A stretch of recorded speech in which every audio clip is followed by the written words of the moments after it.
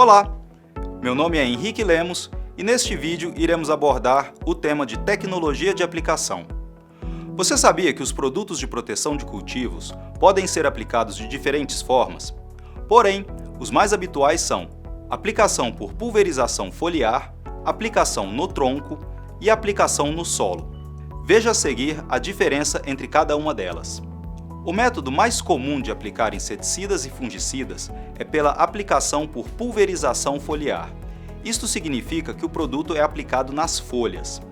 A aplicação no tronco é realizada por produtos sistêmicos, o que significa que são produtos absorvidos pelo tronco e translocados dentro da planta.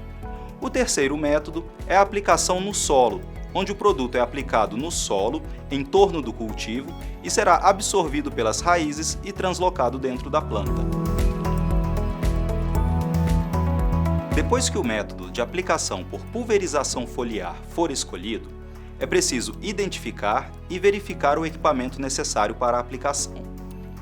Escolha o equipamento considerando área ou número de plantas em que o produto químico deve ser aplicado, período em que a aplicação deve ser realizada e o número de trabalhadores disponíveis.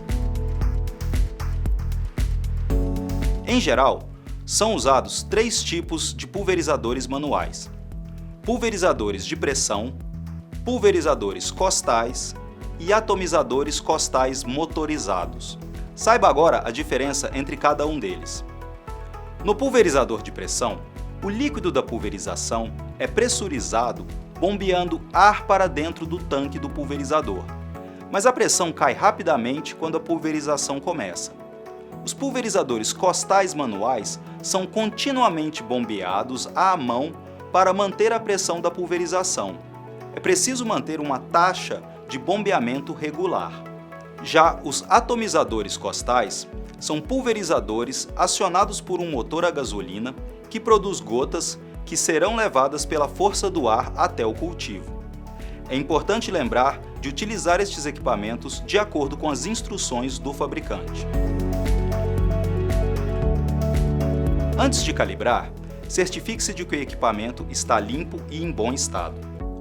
A calibração refere-se ao processo de calcular e definir a taxa de aplicação utilizando o equipamento de pulverização. Lembre-se, a cauda de pulverização deve ser aplicada em quantidade suficiente e com cobertura uniforme para controlar com eficácia as pragas ou doenças detectadas. Considere litros necessários por planta ou hectare, espaçamento do cultivo e a pressão da bomba. A calibração envolve medir a vazão do pulverizador, a largura da faixa de pulverização produzida e a velocidade com qual o operador caminha ou o trator se desloca. Para calcular a taxa de pulverização exata por hectare, você precisa saber 3 fatores: velocidade de deslocamento, largura da faixa de pulverização e vazão do bico. A velocidade de deslocamento pode ser medida diretamente no cultivo, geralmente a uma velocidade de deslocamento de 60 metros por minuto. Meça uma distância de 20 metros, caminhe ao longo dessa linha simulando a aplicação. Meça o tempo em segundos. Calcule a velocidade em 20 metros, dividido pelo tempo medido em segundos, multiplicado por 60. Você terá a velocidade em metros por minuto. A largura de pulverização depende do tipo de ponta, do ângulo da pulverização e da distância entre a ponta e o solo ou o cultivo. A ponta deve sempre ser mantida na mesma altura durante a aplicação. A largura deve ser verificada em uma superfície seca. A vazão do bico é medida em litros por minuto e você pode medir pulverizando o produto dentro de uma proveta durante 1 minuto, medindo assim o volume líquido aplicado. A vazão pode ser medida também enchendo completamente o pulverizador. Aí é só você esvaziar simulando uma aplicação e medir o tempo. Para calcular o volume de pulverização, utilize a seguinte fórmula: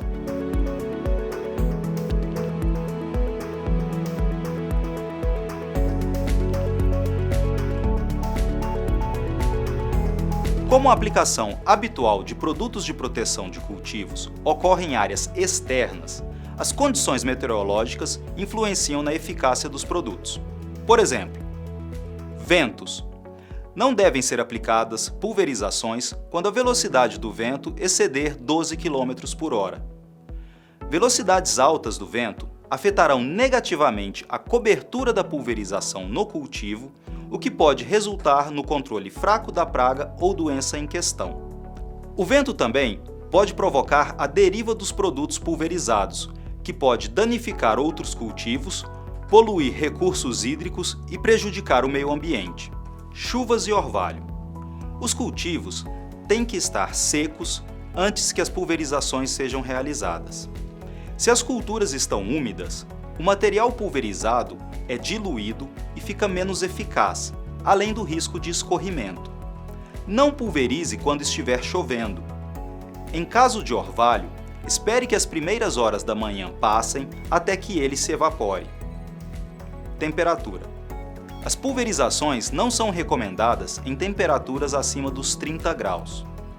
Por isso, as pulverizações são frequentemente aplicadas à noite em regiões quentes. Alguns produtos também são sensíveis à luz ultravioleta, devendo, por isso, ser aplicados após o cair da noite. Às vezes, as condições podem mudar durante a aplicação do produto. Por isso, é importante adaptar os procedimentos se ocorrerem mudanças significativas, ou até mesmo parar a aplicação. Agora, preste atenção nestas instruções para a aplicação. Use roupas de proteção, botas, luvas, touca árabe e máscara, e não os retire mesmo se estiver muito calor. Pulverize a mistura a favor do vento e avance com o vento. Não pulverize contra o vento. Avance sempre à mesma velocidade, bombeando regularmente o pulverizador para manter uma pressão constante. Coloque a ponta de pulverização à sua frente em uma altura que resulte numa boa distribuição das gotas na planta ou no solo, aproximadamente 50 centímetros. Mantenha a mesma altura de aplicação com relação às plantas durante todo o processo de pulverização. É muito importante que você faça a manutenção periódica do pulverizador para garantir que o equipamento funcione corretamente, evitando vazamentos e garantindo a sua segurança. Os vazamentos podem ocorrer, por exemplo, na conexão da mangueira ou nas válvulas. Eles devem ser imediatamente consertados, as vedações devem ser regularmente inspecionadas e, se necessário, substituídas. Um pequeno kit de ferramentas deve estar disponível em campo para realizar consertos imediatos. As pontas de pulverização têm um tempo de vida útil e devem ser substituídas quando necessário. Inicie a safra com pontas novas, fique atento à recomendação do fabricante. Calibrar o pulverizador com pontas novas proporcionará uma base a partir da qual você pode determinar quando novas pontas devem ser instaladas. Os seguintes procedimentos devem ser realizados após concluir a aplicação. Limpe cuidadosamente todo o equipamento de preparo de calda e pulverização. Siga as recomendações para o descarte correto de embalagens vazias e outros resíduos. E certifique-se de realizar a tríplice lavagem e inutilização das embalagens vazias. Limpe cuidadosamente toda a roupa e equipamento de proteção. Pratique a higiene pessoal e de segurança. Para finalizarmos este módulo, fique com as principais mensagens sobre tecnologia de aplicação. Sempre use o equipamento de acordo com as instruções do fabricante. Minimize o risco de deriva dos produtos pulverizados através da realização de uma avaliação de risco meticulosa antes da pulverização. Os pulverizadores com vazamentos são uma perigosa fonte de contaminação e os vazamentos devem ser imediatamente consertados. Os equipamentos de pulverização devem ser lavados e enxaguados corretamente após a utilização. Muito obrigado, realize os exercícios deste conteúdo e até a próxima!